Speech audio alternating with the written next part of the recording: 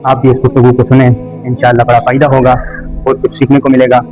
نوجوان نسل یہ جو ایویٹر کا سسٹم شروع ہوا ہے اس کی طرف کوئی جاتے ہیں، کوئی جوا کھیلتے ہیں، یا تو آر یا پار۔ آپ دینی تعلیم کے حوالے سے اپنے دیکھنے سننے والوں کو کیا پیغام دینا چاہیں گے، خاص کر والدین کو؟ چاہتا ہے کہ واپس سے وہی تربیتی کا زمانہ مل جائے اور جو وقت میں نے ضائع کیا ہے اس کا ازالہ کر سکوں۔ حدیث میں 800 پلس بچے ہوتے ہیں، 700 800 500 بچے ہوتے ہیں۔ شیخ صاحب نے فرمایا کہ جتنے بڑے ہو جاؤ لیکن اپنی اوقات نہیں بھولو۔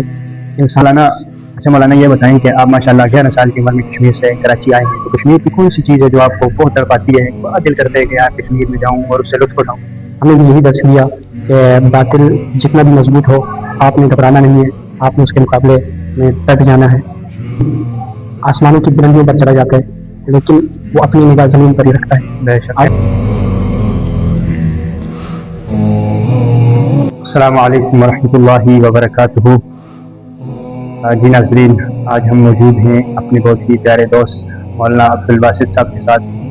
ہم جانیں گے مولانا عبدالباسط صاحب سے کہ انہوں نے اپنا درس نظامی، اپنا مدرسے کا سفر کیسے مکمل کیا اور فارغ التحصیل ہونے کے بعد کہاں اور کیسے اپنی دینی خدمات سر انجام دے رہے ہیں۔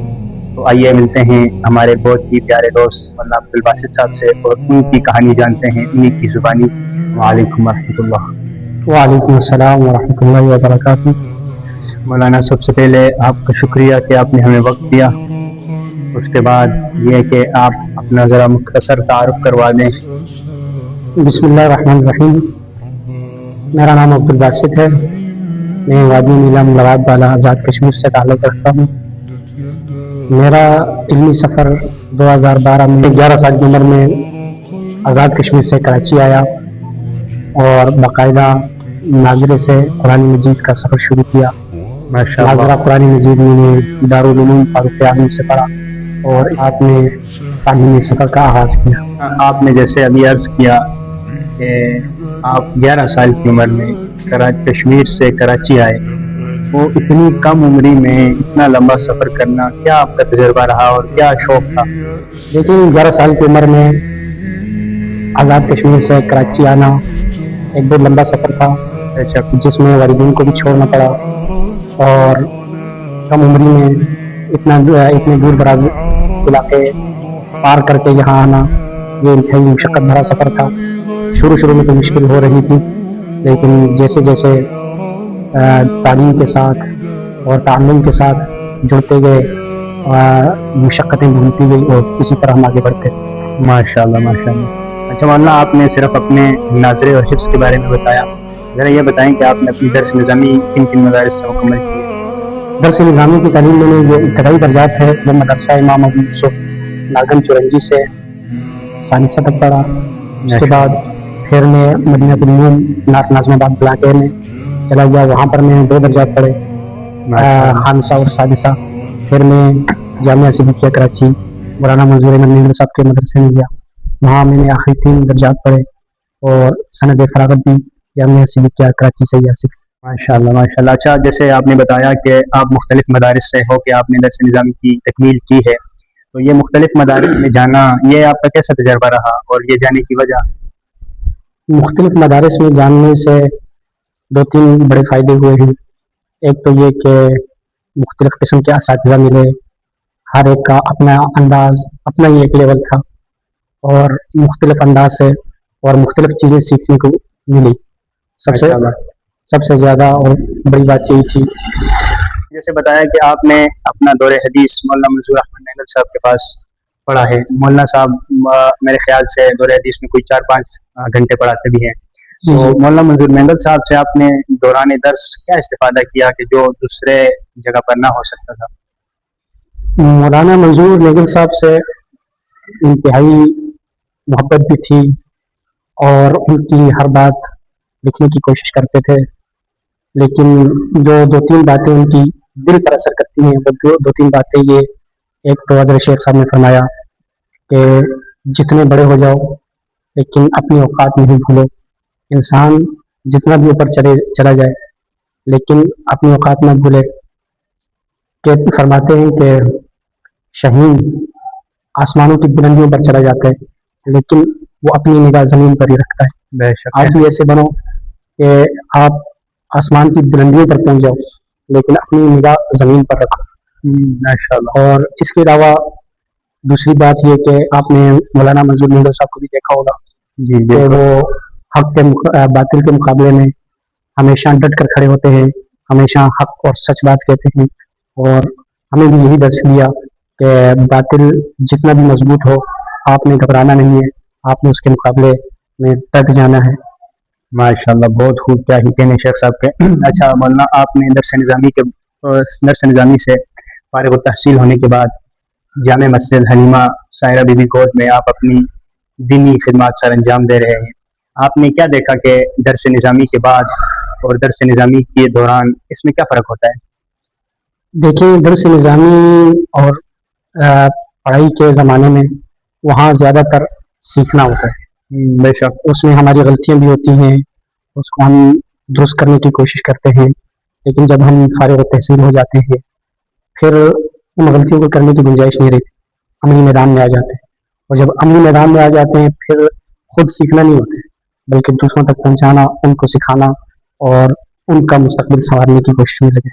ماشاء مولانا, آپ کیونکہ ماشاء اللہ تین چار مدارس میں آپ نے اپنی درس نظامی مکمل کی ہے, حفظ ناظرہ بھی الگ مدرسے میں پڑھا ہے, تو آپ مختلف مدارس سے ہو کے آئے ہیں, مختلف ماحول دیکھ کے آئے ہیں, تو آپ جو ہمارے ابھی جو مدارس میں طلباء پڑھ رہے ہیں ان کے لیے کوئی ایسا پیغام دینا چاہیں گے کہ جو ان کے لیے فائدہ مند ثابت؟ پہلی بات تو یہ ہے کہ طلبا کو چاہیے وقت بالکل ضائع نہ کرے.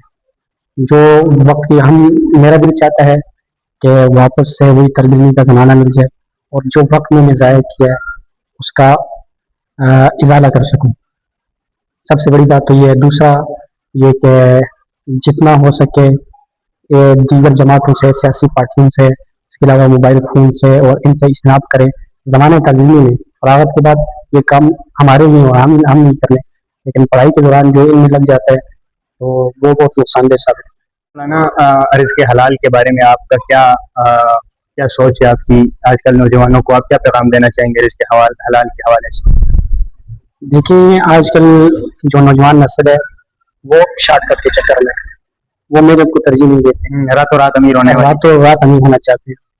نوجوانوں کو چاہیے کہ کم ہو لیکن حلال ہو اور حلال میں برکت ہے. آج کل کے زمانے میں بالخصوص نوجوان نسل یہ جو ایگریٹر کا سسٹم شروع ہوا ہے اس کی طرف کوئی جاتے ہیں, کوئی جوا کھیلتے ہیں, یا تو آر یا پار. مولانا یہ بتائیں کہ آپ کو جو دیکھنے سننے والے لوگ ہیں آج کل نوجوان نسل, جو نوجوان لوگ والدین بن رہے ہیں, ان میں یہ رجحان دیکھنے کو مل رہا ہے کہ وہ اپنے بچوں کو دینی تعلیم سے ہٹ کر دنیاوی تعلیم کی طرف لگا رہے ہیں. اچھی بات ہے, دنیاوی تعلیم وقت کی انتہائی اہم ضرورت ہے. دینی تعلیم کے حوالے سے اپنے دیکھنے سننے والوں کو کیا پیغام دینا چاہیں گے, خاص کر والدین کو؟ میں یہی پیغام دینا چاہوں گا کہ اپنے بچوں کی دینی تربیت کریں اور ان کو دیندار بنائیں, تاکہ جب کل آپ کے دنیا سے تشریف لے جائیں اس کے بعد آپ کے پیچھے دعا کریں. حضور صلی اللہ علیہ وسلم نے ارشاد فرمایا کہ جب انسان کا انتقال ہو جاتا ہے تو اس کا نامہ اعمال بند ہو جاتا ہے. جب نامہ اعمال بند ہو جاتا ہے, لیکن تین چیزیں ایسی ہیں کہ وہ ان کا صدقہ جاریہ بنتا ہے. ان میں سے ایک نیک صالح اولاد بھی ہے جو ان کے لیے صدقہ جاریہ بنتی ہے, جو ان کے لیے مغفرت کی دعائیں کرتی رہتی ہے. اسی طرح ان کے پیچھے فاتحانی کرتی رہتی ہے. تو لہٰذا والدین کو چاہیے ان کو دیندار. اچھا مولانا, یہ بتائیں کہ آپ ماشاء اللہ 11 سال کی عمر میں کشمیر سے کراچی آئے ہیں, تو کشمیر کی کون سی چیز ہے جو آپ کو بہت تڑپاتی ہے, بڑا دل کرتا ہے کہ یار کشمیر میں جاؤں اور اس سے لطف اٹھاؤں؟ کشمیر تو ویسے کشمیر ہے, جیسے کہ آپ نے محاورہ سنا ہوگا کشمیر جنت نظیر, لیکن ان تمام چیزوں سے ہٹ کر جب کراچی میں 40+ گرمی ہوتی ہے تو پھر وہاں کی آب و ہوا اور وہاں کا پانی بڑا یاد آتا ہے. یہ بتائیں کہ کبھی ایسا ہوا ہے کہ استاد سبق سن رہا ہو اور آپ نے بڑے اعتماد کے ساتھ جواب دیا ہو, حالانکہ آپ کو جواب نہ آتا ہو؟ ایسا تو کئی بار ہوا ہے. اعتماد ہی تو ہمارا آخری سہارا ہوتا تھا, لیکن جیسے ہی اساتذہ کھڑے کرتے تھے تو سارے راز کھل جاتے تھے. اچھا ماشاء اللہ. اچھا مولانا, یہ بتائیں کہ کہا جاتا ہے کہ جیسے کہ دور حدیث میں 800+ بچے ہوتے ہیں, 700, 800, 500 بچے ہوتے ہیں, تو کیا آپ نے بھی کبھی دور حدیث میں نیند فرمائی ہے دوران اسباق؟ دوران اسباق نیند تو آ جاتی ہے, لیکن ہم خواب میں بھی سبق یاد کر لیا کرتے ہیں. جی ناظرین، جیسے آپ نے دیکھا کہ ہمارے مولانا عبدالباسط صاحب کے ساتھ چند منٹ گفتگو ہوئی. آپ بھی اس گفتگو کو سنیں، انشاءاللہ بڑا فائدہ ہوگا، بہت کچھ سیکھنے کو ملے گا. اجازت دیجیے، پھر ملتے ہیں اگلی ویڈیو میں. تب تک کے لیے السلام علیکم ورحمۃ اللہ.